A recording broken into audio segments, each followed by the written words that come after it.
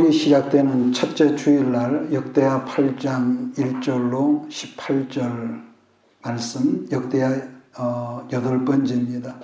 오늘 역대하 8장의 말씀은 제목은 나의 업적과 공로 속에 숨겨진 어둠이라는 말씀의 제목으로 은혜를 나누겠습니다. 우리가 읽은 역대하 8장은 시조일관하게 솔로몬 왕의 업적에 관한 말씀들로 소개되고 있죠.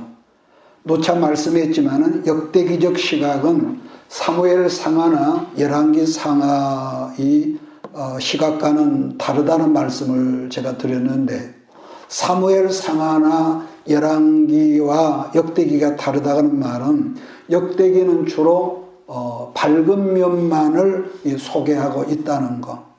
그러나 열왕기적 시각은 왜 하나님께서 당신께 택하신 이스라엘 백성들이 망했냐 하는 것이지만, 그러나 역대기는 바벨론 포로 생활을 끝내고 고국으로 돌아와서 이미 수백 년 전에 있었던 자기들 조상들의 이야기를 다시 한번 조명하고 재해석하는 이 이야기로 이 줄거리가 되어 있다는 것. 자, 그러므로 어떻게 하면은 옛날 다윗 왕국과 같은 나라를 이렇게 세울 수 있을 것인가 하는 관점에서 기록된 성경이 역대기라고 일찍이 제가 말씀을 드렸던 것 같아요. 자, 그러나 여러분 아무리 건설적인 관점으로 본다고 할지라도 인간이란 여러분 어떤 큰 업적을 이룬 이 공로자라 할지라도 반드시 사람이 하는 일은 밝은 면이 있고 어두운 면, 이게 이제 함께 있다는 거죠. 자, 그런 점에서 고린도전서 10장 12절을 참고하면은 이런 말이 있죠. 그런즉 선질로 생각하는 자는 넘어질 일이 있다. 조심해라. 이런 말이 있습니다. 이 말씀은 여러분 어떤 시대 어느 누구에게도 전부 다 해당되는 이런 말씀 아니겠습니까? 사람은 누구든지요 이렇게 말씀한 내 자신도 나를 옳게 보고 나는 상당히 괜찮은 사람으로 보는 그런 어떤 자기 에고가 있죠. 제가 가끔 만나는 우리 친구 목사님도 만나서 대하다 보면은 어떤 점들 뭐 다 그런 건 아니겠지만은 어떤 분들은 그런 분이 있어요. 자기 메시지가 제일이다. 이런 것을 은근히 풍기는 분들이 있거든요. 근데 말입니다. 여러분도 나도 어떤 분야에서 자기가 잘한다고 여기는 사람은 다른 사람들이 지니고 있는 지혜나 지식을 별로 그렇게 중요하거나 탐탁지 않게 여기고, 따라서 그분들이 가지고 있는 어떤 그분들만이 가지고 있는 지혜를 배우려고 하지 않는다는 거죠. 물론 저도 그런 사람 중에 하나가 아닐까라고 제가 생각을 해봤는데, 그러나 제가 지금까지 목회를 해오는 중에 깨닫는 것이라면은 아까 말씀드린 대로 내가 그래 괜찮은 사람이라고 서 있다고 하는 그런 때가 제일로 위험한 때였구나. 물론 그때는 몰랐었지요. 그걸 깨닫는다는 거. 여러분 사람은 누구나 가끔은 내가 남보다 더 잘 나간다 할 때가 꼭 있거든요. 그런데요, 사람은 누구든지 어떤 상황에서도 오직 주신 은혜로 사는 것이지 힘으로 사는 것은 아니거든요. 절대로 아닙니다. 왜냐하면 은혜로 산다고 내 스스로 그렇게 믿고 인정하고 여기면은 우리는 할 말이 없죠. 그러잖아요. 그런데 어느 순간에 내가 능력이 있고 내가 남보다 탁월해서 내 능력으로 산다고 여겨질 때에 그때가 제일 위태위태한 그런 거. 나는 젊으니까, 난 남보다 가방끈이 기니까, 물질이 많으니까. 그래서 그렇기 때문에 우리들이 힘으로 살지 않고 은혜로 살 수 있는 방법이 뭐냐 한다면은 이런 것 같아요. 우선적으로 다른 사람의 허물을 용납하는 것은 내게 은혜거든요. 그래서 내가 할 수 있는 것은 용서해주는 마음뿐, 이것인 것 같아요. 그런 점에서 용서와 축복이나 겸손은 여러분과 내가 언제나 고난 가운데 있을 때 주어진 메시지가 아니더라는 거죠. 어느 날 우리들이 하나님께 남다른 힘이라 능력을 받았을 때에 그 힘으로 살지 않고 은혜로 살아간 방법이 뭐냐고 한다면은 지금 말한 대로 우선적으로 여러분 그 상대를 축복해주고 다른 사람의 허물을 용서하며 나를 낮추는 것이 그 겸손의 자리에 있을 때에 우리는 부작용이 없죠. 복을 받아도. 만약에 솔로몬에게 지금 말한 그런 자세가 있었다면은 솔로몬은 아버지 끝까지 그의 지혜 속에서 흔들림이 없었을 것입니다. 오늘 예배에 나온 여러분 모두도 어느 하나님께 정하신 때가 되면은 틀림없이 솔로몬에게 주어진 그러한 축복을 다 받을 터이지만은 중요한 것은 그럼에도 불구하고 그 축복 때문에 넘어지지 않은 유일한 비결이 뭐냐고 한다면요, 이게 있습니다. 여러분에게 힘이 있을 때에 상대를 첫째는 축복해주고 그 다음에 용서할 줄 알고. 이게 말은 쉽지만요, 내가 힘이 없을 때는 그 얼마든지 할 수 있을 것 같지만은 어느 순간에 남다른 어떤 능력이 주어졌다고 할 때요, 우리는 용서 대신 뭐랍니까? 판단하고 정죄하고 재판관 자리에 있고. 그렇기 때문에 우리는 내게 내 은혜로 사는 거, 하나님께서 주시는 그 능력으로 은혜로 산다고 그럴 때 낮출 줄 아는 저와 여러분, 지혜로운 여러분 모두가 되기를 축복합니다. 자, 역대하 8장 1절로 6절 말씀을 보면 건축이라는 말이요 7번이나 등장합니다. 7번. 자, 1절로 6절 말씀을 같이 읽으면서 오늘 말씀을 시작합니다. 솔로몬이 여호와의 전과 자기의 궁궐을 20년 동안에 건축하기를 마치고 후람이 솔로몬에게 되돌려 준 성읍들을 솔로몬이 건축하여 이스라엘 자손에게 거기에 거주하게 아니라 솔로몬이 가서 하맛소바를 쳐서 점령하고 또 광야에서 다두모를 건축하고 하맛에서 모든 국고성들을 건축하고 또 윗 베드론과 아래 베드론을 건축하되 성벽과 문과 문빗장이 있게 하여 견고한 성읍을 만들고 또 발락과 자기에게 있는 모든 국고성들과 모든 병거성들과 마병의 성들을 건축하고 솔로몬이 또 예루살렘과 레바논과 그가 다스린 온 땅에 건축하고자 하던 것을 다 건축하니라. 자, 그렇다면 그때나 지금이나 왜 권력자들은 작은 힘이라도 생기면은 어떤 큰 토목공사를 하려 할까? 이거 옛날에 지금이랑 똑같거든요. 첫째는 우선 눈에 보이는 어떤 결과물이라는 거죠. 여러분, 우민정책이라는 말을 들어보았을 건데요. 옛날부터 권세자들이 뭔가 일반 백성들의 마음을 얻고 그래서 단합시키려면은요, 이게 있었습니다. 큰 이 스포츠를 행사를 하게 한다든지 아니면은 어떤 소규모의 어떤 전쟁을 일으켜서 나라의 한 부분 중에서 분쟁을 야기시켜서 백성 중 얼마를 죽이려고 하는 이런 파렴치한 이런 것들이 있었어요. 이 경우는요, 지금도 마찬가지입니다. 그게 아니면은 요즘에 우리가 20세기에 들어와서부터 소위 3S 작전이라는 이 말이 있는 건데 그게 뭡니까? 첫째는 이 스포츠, 정치적으로 이 스포츠를 미는 거예요. 그러니까 백성들 마음이 거기에 빠지게끔. 두 번째, 스크린, 영화 사업입니다. 세 번째가 뭔 줄 아세요? 향락, 쾌락, 성적인 이 섹스를 이 하나의 이 사업으로 만들어가지고 거기에 백성들의 어떤 안목을 그쪽으로 유도하는 거죠. 그게 아니면은 아까 말한 대로 거대한 토목공사를 일으킨다는 것. 왜냐하면은 모든 국민의 이목을 그쪽으로 쏠리게 해서 그렇게 하면 뭐가 되겠습니까? 자기 편에 있었던 집토끼도 나를 반대하던 이 집 밖의 토끼도 전부 다 하나로 결속시키는 어떤 탁월한 어떤 게 있단 말이에요. 자, 그러한 모든 일들이 끝나면은 그러한 결과물로서 큰 업적이 된다는 점인데 여러분 이게요. 이 권세자들의 탁월한 뭐라 할까? 굉장한 매력인 거죠. 그러니까 이것은요, 시대가 달라도 변함이 없어. 그러니까 솔로몬 치세 중에서 하나님의 성전과 왕궁과 토목 건축하는 일에 20년이라는 세월이 소진됐다고 그랬는데 이뿐 아니라 우리가 지금 역대기 성경을 읽다 보면은 소위 국고성이라는 말이 여러 곳에 있는데 전쟁이 일어났을 때에 방어를 위한 성으로서 솔로몬이 집권 횟수는 우리가 아는 대로 40년이죠.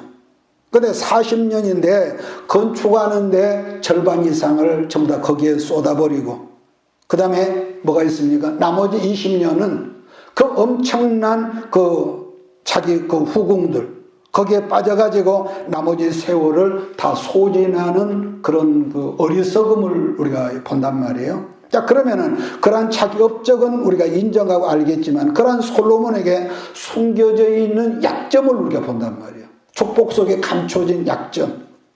우리는 보통으로 솔로몬의 축복, 그래서 교회에서 애물을 들어 1000번째 그러는데 솔로몬은요 한마디로 밖으로는 화려하게 살았지만은 자기 내면을 위한 그런 내실인의 삶을 살지 못했다. 처음 시작할 때는 엄청난 하나님 앞에 큰 제사를 통해서 위대한 다윗 왕의 왕통을 이어가는 것까지는 우리가 그야말로 인정해야겠지만은 솔로몬 때문에 누구가 감격을 했다든지 감동을 했다든지 어떤 변화를 했다든지 그런 모습은 하나도 보이지 않고 기껏 해봤자 집권 초기 두 창기가 애기 하나를 데리고 재판하게 하는 것. 자, 그러나 정치적인 면에서 솔로몬의 업적을 보면은 굉장히 우리가 감탄할 부분은 분명히 있거든요. 그래서 사실 대단한 사람이 솔로몬이란 말이에요. 그런데 제가 지금 위에서 언급을 했던 것처럼 성전 건축 이후에 솔로몬에게는 어떤 감동됨이 일절 여러분 발견되질 않아요. 여러분 이런 말을 들어보셨을 거예요. 하나님의 성도들이 이건 어떤 교회나 마찬가지입니다. 예배보다는 기도하는 시간보다는 어떤 일을 많이 하고 봉사를 많이 하다 보면은 이상하게 그 사람들이 싸나워지더라. 그러면 봉사하지 말란 말이요. 이렇게 또 항의를 또 하는 사람도 있겠지만은요. 그런데 여러분 똑같은 사람이라도 먼저는 반드시 예배를 통해서 말씀을 붙잡고 기도하는 생활을 또 은혜를 받으면은 어떤 역사가 있느냐면은 세상적인 관점으로는 조금 모자라다 할 정도로 순박해지는 그런 게 있거든요. 순박해지는 거. 그런데 말입니다. 성령 공동체는 거칠어지면은 이유불문하고 하나님의 함량 미달이 되고 인간 냄새가 나고 그래서 이유불만과 하나님의 교회는 순박해지는 어떤 그런 모양새가 있어야 하거든요. 그러면 어떻게 그러느냐? 하나님의 말씀의 에너지가 성령으로 우리 안에 채워지고 하나님의 사람들이 하나 엎드리는 기도 생활이 있으면은 이상하게 그 사람이 원래 좋다 나쁘다 아니라 좀 순박해져. 얼굴에 도끼도 빠지고요. 그런데 보면은요, 솔로몬이 죽고 난 다음에 그 아들 누굽니까? 르호보암이 왕으로 올라갈 때에 올라가면서부터 남북이 조그만 그 땅들 둘로 갈라지거든요. 갈라진 표면적 이유는 뭡니까? 물론 여기는 갈라진 것은 솔로몬이 죽기 전에 하나님께서 예언하신 그거 있죠. 하나의 징벌로. 그런데 표면적인 건 토목공사단 말이에요. 백성들의 지도자들이 와서 선대왕 공사가 그분은 왕으로 선대왕으로 공사가 너무 많았으니까 왕님 이제 우리 공사를 좀 줄여주십시오. 막 그럴 수 있지 않겠습니까? 그랬더니 미련한 르호보암이 속된 말로 뭐라고 합니까? 택도 없는 소리 하지 마라. 그래 다 쫓아버렸단 말이에요. 그래서 결국은 나라가 남쪽과 북쪽으로 갈라지는 역사가 있었죠. 그러니까 솔로몬 왕 때 겉으로 볼 때는 얼마나 화려한 물된 동산과 같은 그런 축복만 있었지만은 실상은 그때보다 내면적으로 뭐가 있느냐? 골마 터지는 역사가 진행되고 있었다는 거죠. 그럼 왜 그랬을까? 하나님의 축복이라는 미명하에 힘든 부역만 있고 예배가 없고 과시적인 어떤 것을 통해서 부역만 있고 예배가 없고 그러나 하나님 임재가 없다 보니까 엄청난 축복을 받았고 솔로몬이요 우리가 보면은 하루에 먹는 양식 궁궐에 쓰는 모든 그릇들이 금으로 됐다고 그랬거든요. 그러니까 전무후무한 축복은 받았을지라도 결국은 뭐죠?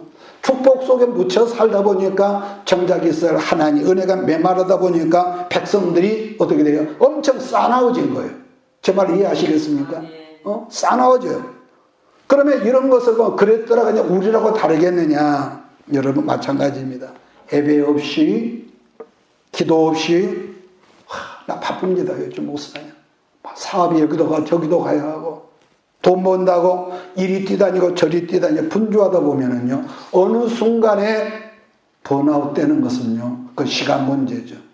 다르게 표현한다면은 부흥은 되었지만은 네 실은 텅 빈 껍질 같은 이런 것을 사람들은 좋아한다는 거죠. 여러분 솔로몬과 다윗의 참이 차이점이라면은 다윗 왕도 선대왕 다윗도 평생 전쟁했고 고난도 받았고 그분도 건축을 했거든요. 그러나 그 아버지 다윗은 비록 허물 많은 인간이라서 때로는 실수도 하고 때로는 넘어지기도 하고 그로 말미암아 다윗이 고난도 당했지만 언제나 하나님으로 자기를 채우려 했기 때문에 감동이 있는 그런 삶을 살았다는 것을 우리는 이 다윗의 행적과 시편을 통해 보거든요. 그래서 말세를 살아가는 오늘 여러분도 나도 지금은 우리가 솔직히 가난하지 않습니까?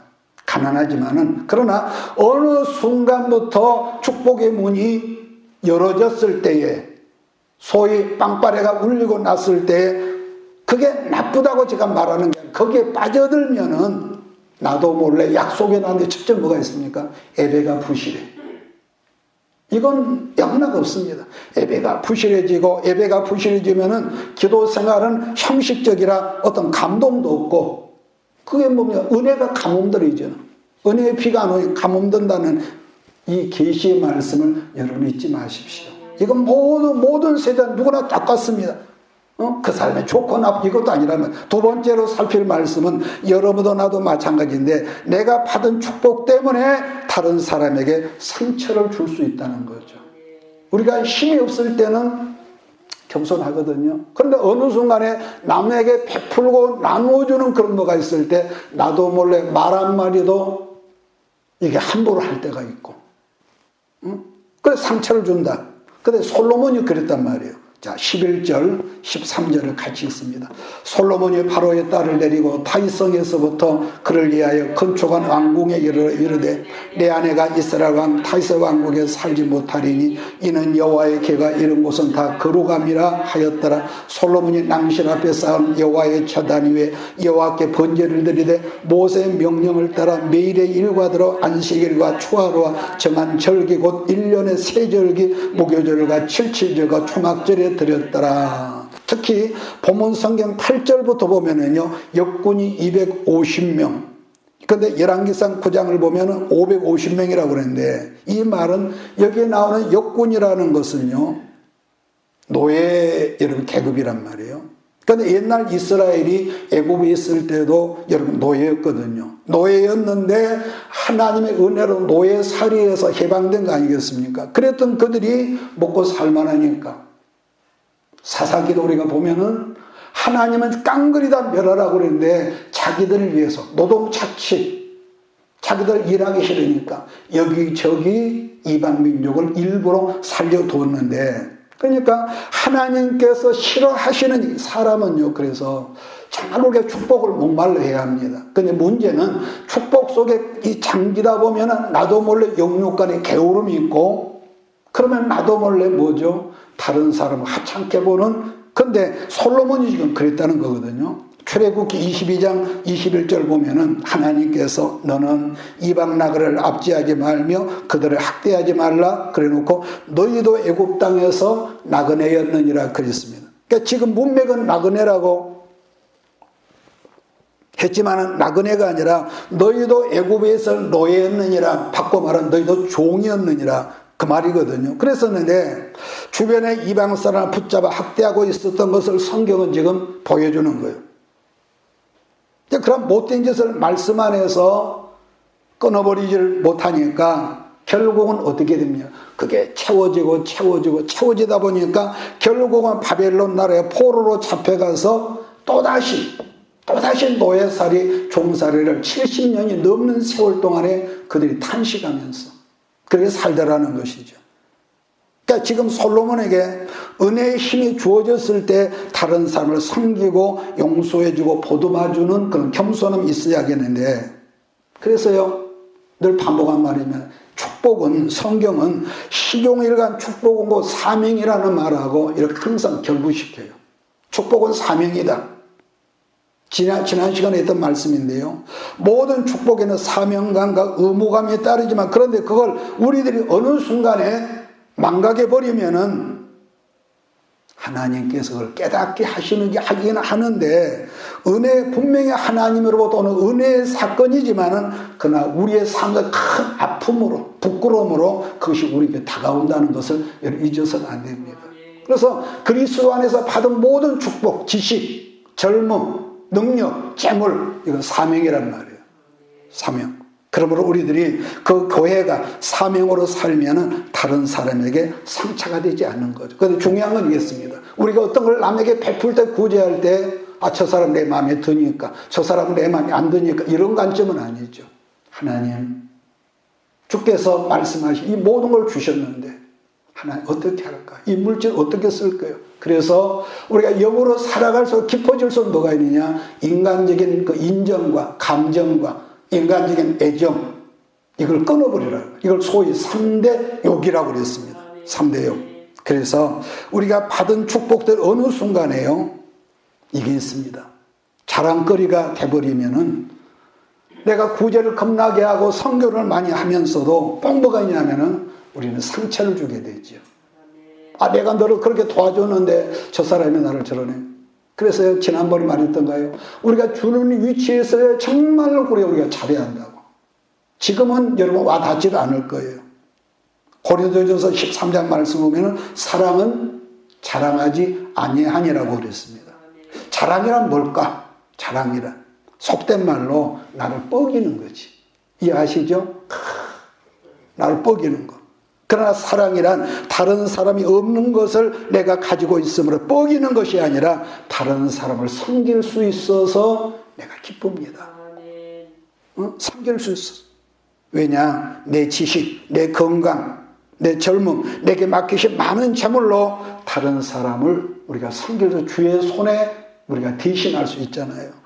그래서 본문 성경에 솔로몬도 다른 사람들이 없는 많은 것을 전무후무하게 여러분 소유한 사람 아니겠습니까? 그러나 여기서 한 걸음 나가서 하나님께서 말씀하셨다고 의무감으로 율법적으로 마지못해서 섬긴다든지 체면 때문에 섬김의 자리에 있는 사람들이 과연 기뻐할 수 있을까? 수년 전에 대전의 어떤 교회에서 교인이 한 4,000명 되는 교회를 합니다.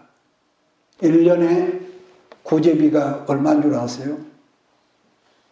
20만 원이라고 그랬습니다. 20만 원이라고.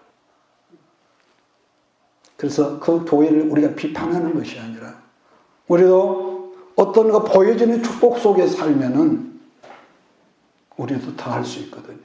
다 할 수 있어. 그래서 흔한 말로 우리들이 누구 밥 한 끼를 대접한다고 해가지고 하는 것도 알고 보면 그게 섬김이란 말이에요. 내가 돈이 남아서 섬긴 것도 아니지만, 그런데 요즘 세상에 밥 못 먹고 사는 사람이 있겠습니까? 그런데도 내 시간, 내 땀, 내 물질을 섬긴다는 거 다르게 말해보면은 그 자체가 여러분 섬김이란 말이에요. 섬김. 그런데 솔로몬은 엄청난 그 부요의 복을 받았으면서 섬김은커녕 그 옛날 바로가 했던 것처럼 그렇게 자기도 행하고 있었다는 것. 어떤 목사님이 그런 말을 했습니다. 자기 교회에 어떤 성도가 큰 복을 받았대요. 좋은 일이에요, 나쁜 일이에요? 좋은 일이죠. 교회에서 그런 일꾼이 생겼다면. 그래서 교회 안에 영향력이 아주 생긴 거죠. 아주 큰 복을 받았으니까. 그런데 둘로 나뉘더라는 거예요. 그렇게 해서 기뻐하는 사람들, 그 박수 쳐주는 사람이 있는 것 반면에 뭐가 있냐면은 염려와 두려움을 가지고 그 사람을 바라보는 사람이 있습니다. 그래서 제가 처음에는 그 분별이 안 돼가지고 무슨 말인가 했더니 이렇다는 거예요. 지금까지도 교인들을 그 사람이 힘들게 함부로 말을 하고 그랬는데 이제는 그전보다 힘이 생겼으니까 교회를 얼마나 더 힘들게 할까? 제 말 이해하시죠? 이걸 염려를 한다는 거예요. 목사님 어떠냐 그러니까 목사님 나도 그래요. 목사님 그러더라고요. 이 경우는 여러분 내가 말씀한 내가 나에게도 하는 말이지만은 자기 걸 쓰면서도 아주 겸손한 사람이 있습니다. 그렇죠? 겸손한 자기 걸 쓰면서도 반면에 똑같은 돈이지만은 자기 돈을 쓰면서도 상처를 준다든지 오만한 사람이 있다든지 응? 그때 내가 뭘 해줬는데 그걸 모른다고. 혹시라도 우리 그러지 맙시다. 잊어버려. 그러니까 왜 이 말을 나도 그럴 수 짜치밤이 있겠다 그래서. 그러니까 자기에게 능력으로 여러분 예수님의 예화 가운데 사마리아 사람 그 예화가 있거든요. 자기에게 능력으로 강도를 만난 사람이 진짜로 선한 영향력이 있는 이웃이 너희도 되라. 그러면서 예수님은 질문하기를 제사장, 레위인 그리고 선한 사마리아 사람 중에 누가 진짜 선한 이웃이냐 그걸 질문하던 그 말씀이 있거든요. 그러면은 예수님이 하신 말씀이란 무슨 뜻이냐면 우리에게 능력을 가지고 다른 사람들을 못 삼으라는 친구 삼으라. 그냥 퍼주는 것이 아니란 말이에요. 정말로 필요한 사람. 쉽게 말하면 김치가 필요한 사람, 쌀이 필요한 사람, 옷이 필요한 사람. 필요에 의해서 우리가 채워줄 지혜. 그래서 그걸 통해서 친구 삼으라. 다르게 표현하면은 좋은 관계 개선을 위하여서 내 능력, 내 재물, 내 젊음을 사용할 줄 아는 사람이 되라는 거죠. 또 내게 있는 보물을 그것이 하늘 창고에 쌓아두는 거라고 그렇게 또 말씀을 하십니다. 그런데 하나님께서 많은 걸 주셨음에도 불구하고 선한 관계 개선이 내가 그렇게 되지 않는다면 나는 어떤 사람입니까? 하나님 앞에 나는 도둑놈이지요. 그러잖아요. 하나님이 주셨는데. 그래서 신명기 8장에 보니까 네 능력과 네 재능으로 이 모든 것을 얻었다고 생각하지 말라는 거예요. 그것 때문에 내가 축복을 하기 전에 내가 두렵다 그랬거든요. 여러분 사람은요 누구든지 한 번쯤은 인생이 꽃이 피는 시절이 있거든요. 예를 들면은 젊은 처녀 총각 때는요 그 사람이 그 애들이 내 곁에서 그냥 쌩글거려 웃기만 해도 사람들은 그 사람 애들을 다 예뻐해주고 칭찬하고 좋아합니다. 같은 인사라도 그 애들이 공손하게 머리 숙여 인사하면 보편 어른들은 다 좋아해 주고요. 칭찬하죠. 그러면은 하나님께서 우리 인생에 한때라도 왜 젊음과 건강과 예쁨과 그런 능력을 주셨느냐 한다면은 성기라고요. 결론은 그겁니다. 결론은 아무리 물질이 많아도 우리가 천국 가지고 못 간단 말이에요. 성기라. 그런데 그 모든 걸 하나님의 선물로 가지고 있으면서도 내 자신도 모르게 이것이 어떻게 생겨내 하다 보면은 나도 몰래 시건방져지고 교만한 역사가 있듯이 지금 솔로몬이 지금 그런 냄새를 지금 풍기고 있단 말이에요. 왜냐하면 그 엄청난 하나님의 귀한 은사의 복을 받았지만은 다른 사람에게 상처, 아픔을 주었지만은 섬김이라는 도움을 준 적이 솔로몬에게 보여지질 않아요. 자, 그 다음은 애국 공주의 얘기가 나오거든요. 애국 공주를 내다 혼인을 했습니다. 그런데 여러분 열왕기상을 한번 보십시다. 열왕기상 11장을 보겠는데 거기를 보면은 솔로몬의 부인이 몇 명이라고 그랬느냐? 자그만치 1000명이라고 그랬습니다. 와. 11장, 열왕기상 11장 3절 4절. 찾았으면 우리 한 목소리로 같이 읽겠습니다. 열왕기상 11장 3절 4절 시작. 왕은 후궁이 700명이요 첩이 300명이라 그의 여인들이 왕의 마음을 돌아서게 하였더라. 솔로몬의 나이가 많을 때에 그의 여인들이 그의 마음을 돌려 다른 신들을 따르게 하였으므로 왕의 마음이 그의 아버지 다윗의 마음과 같지 아니하며 그의 하나님 여호와 앞에 온전하지 못하였으니. 여러분요 아름다운 이쁜 그 젊은 여자들이 솔로몬 한 사람 곁에 1000명이라면은 끔찍하잖아요. 어떻게 남자가 그런 그 허세를 부리고 살았을까? 그러니까 결국은 에벨을 떠났던 솔로몬이 축복은 겁나게 받았지만은 이렇게 해서 우상 숭배를 하게 됐고 그 장본인들이 바로 여자들이란 예쁜 여자들. 그 많은 여자들 중에서 대표적으로 애굽의 공주 한 사람을 지금 딱 지금 등장을 합니다. 그 많은 여자들이, 공주들이 솔로몬에게 시집을 올 때에 자기 젊은 몸뚱이만 가지고 왔거냐는 말이에요. 즉 친정에서 섬기던 온갖 여러분 귀신들은 다 가지고 온 거죠. 그러다 보니까 나중에는 솔로몬이 치매가 걸렸더니 성전 앞에다가 이 귀신 신당을 지어놓고요. 물론 이것을 어떤 그 목사님은 그 당시 정치 외교적으로 그럴 수밖에 없었다 그렇게 말을 합니다만은 여러분 그 동의 저는 안 하고 싶습니다. 물론 삼국사기에 보면은 고려왕 누굽니까? 태조 왕건이도 그랬거든요. 왜냐하면은 그걸 보면은 왕건의 부인이 26명이라고 그랬습니다. 26명. 그 당시에는 지방마다 권력을 잡고 있었던 소위 호족들이 있어. 호족이 있어서 정치적으로 통합을 시켜서 고려왕국의 여러분 이 부흥을 꾀했다는 거죠. 그런데 이 본문에 나오는 솔로몬은요, 정치 외교를 핑계한다 할지라도 이건 굉장한 문제인 거죠. 굉장한 문제. 그런 점에서요, 어느 때나 군사나 외교가 남다르게 뛰어난 왕들은 하나같이 성경에 뭐랍니까? 악한 왕이라고 그랬습니다. 악한 왕. 반면에 성경은 군사나 외교술이 약했다 할지라도 하나님을 지극정성으로 섬기던 왕들을 선한 왕이었다. 이렇게 표현을 합니다.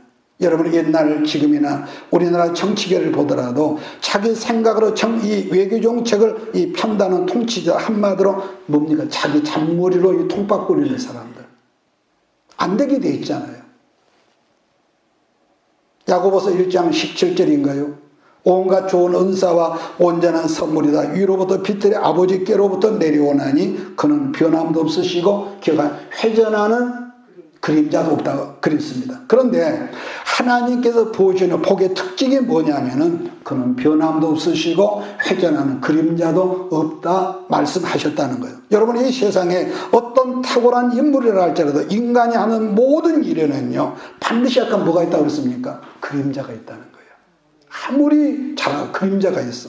소위 그걸 우리는 공과라고 그러는데 그게 뭡니까? 밝은 면도 있고 어두운 면도 있는데 그러다 우리 하나님께 행하시는 모든 일에는요 회전하는 그림자도 부작용이 없다. 쉽게 말하면 부작용이 없다. 어쩌면 솔로몬은 자기 딴에는 자기 지혜로부터 다 했다 하겠지만 결국은 엄청난 그 여자들 틈바구니에 살다가 하나님의 사람이 하나님을 잃어버리는 정말로 불쌍하고 비참한 신세가 돼버렸어. 근데 후대 사람들은 솔로몬이 받은 축복만 그냥 클로즈업 시켜가지고 솔로몬이 받은 축복. 그런데 그건 그 순간이거든요. 잠언 10장 20절 보면은요, 여호와께서 주시는 복은 사람을 부하게 하고 기억합니까? 근심을 겸하여 주지 아니한다는 말씀이 있거든요. 이 말씀을 뒤집어 말한다면은 사람이 여러분과 내가 추구하는 복은 마침내 우리가 어느 순간 부할 수도 있습니다. 부할 수도. 그런데 사람으로 만나는 부에는 반드시 약간 뭐가 있다고 그랬습니까? 근심과 함께 믹서가 되어 온대요. 근심과 믹서가. 그러니까 자기 딴에는 잔머리를 쓰면서 통분서주 한다 하지만은 우리 주변에도 그런 분들 제가 여러 번 지금 보는데 근심 충만한 분들이 너무 많아. 근심 충만한 분들이. 그래서 옛날 어른들이 했던 말인데 부자는 부유한 것만 근심이 많다. 왜냐? 여러분 그래요. 하나님께 주신 것이 아니라 자기 머리로 얻어진 모든 복은요. 근심과 걱정이 함께 믹서가 되어 있다는 거죠. 그렇다면은 솔로몬이 지금 자기 머리로 추구했던 모든 일들을 우리가 지혜라고 할 수가 있을까? 그래서 솔로몬이 아까 말한 죽자 말자 그 축복의 땅이 금방 두 쪽으로 갈라지는 부작용의 결과를 여러분 성경은 말씀한단 말이에요. 반면에 그 아버지 다윗은 말씀드렸던 대로 실수도 있었고 허물도 있었고 죄도 있었지만 그런데 그는 끝까지 오직 하나님의 임재의 복을 구하는 사람. 그래서 그가 나중에 범죄하는 현장에서 책망을 듣고 회개하는 그 자리에서 뭐라고 합니까? 하나님의 영을 내게서 거두지 말아주세요. 하나님의 영을 거두지 말아주세요. 다른 말같이 옛날 중국어 고서에 나오는 말인데요. 이 경국지색이라는 말 여러분 기억할 거예요. 경국지색. 무슨 말이냐면은 한 나라의 임금이 아름다운 젊은 여자에게 미혹이 되어서 나라가 위기에 빠져도 모를 정도로 미색이라는 뜻으로 뛰어나게 아름다운 여자를 일컫는 말을 경국지색이라고. 그 백제 시대에도 그런 왕이 있었죠. 얼른 생각이 안 나는데 의자왕인가. 날이면 날마다 주지육림 속에서 묻혀 살다가 바람 앞에 등불 같은 상황 속에서도 그 기가 막힌 충신 계백 같은 사람이 있었어도 결국 나라가요 신라에게 먹히거든요. 그러니까 한 여자가 얼마나 예뻐도 나라가 기울어도 임금이 그걸 깨닫지 못했다는 기가 막힌 그런 말이란 말이에요. 아무튼 여러분 여자였든지 남자였든지 자기가 의지할 것이 많은 사람의 특징은 이유불문하고 하나님을 의지 안 한다. 잊지 말기를 바랍니다. 그래서 우리가 정말로 예수님은 하나님의 성령의 사람을 의지하는 우리가 잊지 말 것은 어떤 엄청난 탁월한 우리가 복을 받을지라도 이것은 하나님께서 내게 맡기신 것이니까 주여 나는 청직입니다. 청직의 특징이 뭡니까? 관리를 잘하면은 하나님께서 뭐라 하죠? 내가 더 부어줄게. 내가 더 줄게. 염려하지 마. 그러니까 우리는 관리자란 말이에요. 관리자. 그렇다고 뭐 꼭 아끼고 그것도 아닙니다. 그러니까 필요에 의해서 쓸 줄 아는 사람. 돈은 그렇게 어떤 사람은요.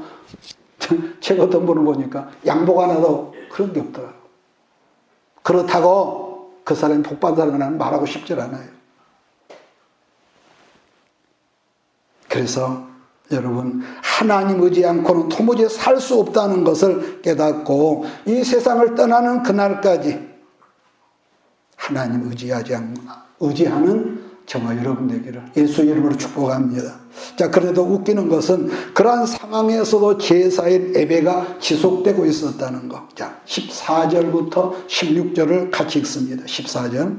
솔로몬이 또 그의 아버지 다윗의 규례를 따라 제사장의 반열을 정하여 섬기게 하고 네 사람들에게도 그 직분을 맡겨 매일의 일과대로 찬송하며 제사장들 앞에 수종 들게 하며 또 문지기들에게 반열을 따라 강문을 지키게 하였으니 이는 하나님의 사람 다윗이 전에 이렇게 명령하였습니다. 제사장들과 네 사람들이 국고 일이든지 무슨 일이든지 왕이 명령한 말을 전혀 어기지 아니하였더라. 솔로몬이 여호와의 전에 기초를 쌓던 날부터 준공하기까지 모든 것을 완비하였으므로 여호와의 전 공사가 결점 없이 끝나지. 겉으로 볼 때는 전혀 문제들이 발견되지 않지만 여기서 뭘 우리가 발견하냐면은 수동적으로만 움직이는 모습들이 이 속에서 보인단 말이야. 왜냐하면은 그 아버지 다윗의 삶 가운데 아까 그랬죠. 허물이 많았다고.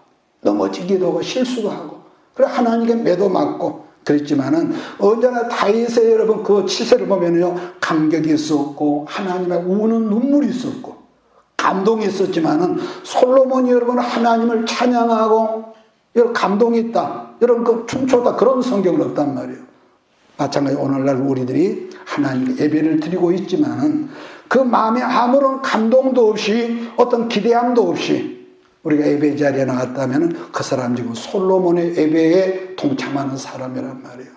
그런데 앞서서 제가 해야 할 말을 제가 까먹고 다시 반복하고 정리하겠습니다만은 2절 후반절을 보면 후람 또 다른 열왕기에서는 히람이라고 그러는데 후람이 있거든요. 이 사람은 건축을 시작할 때 여러모로 협력을 많이 했던 사람입니다. 그렇다면 솔로몬 왕이 후람 관계가 좋았을까?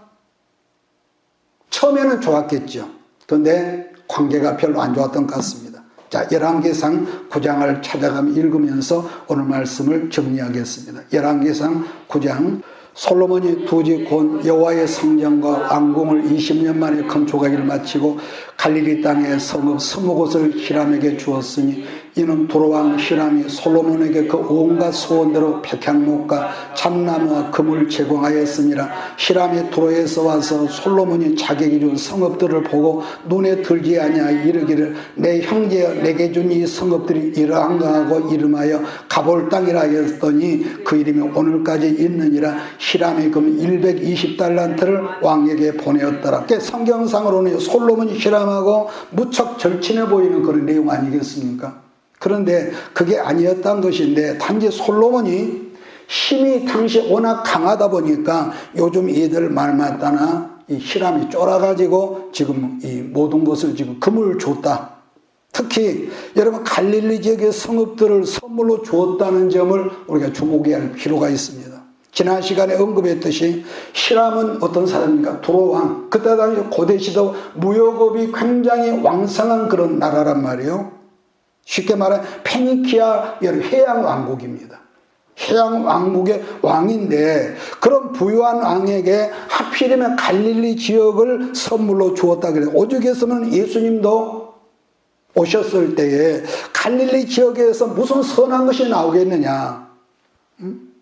이런 이 속담이 생길 정도로 아주 비폐한 지역, 땅이 황폐한 지역이 여러분 갈릴리 땅이었다는 거죠.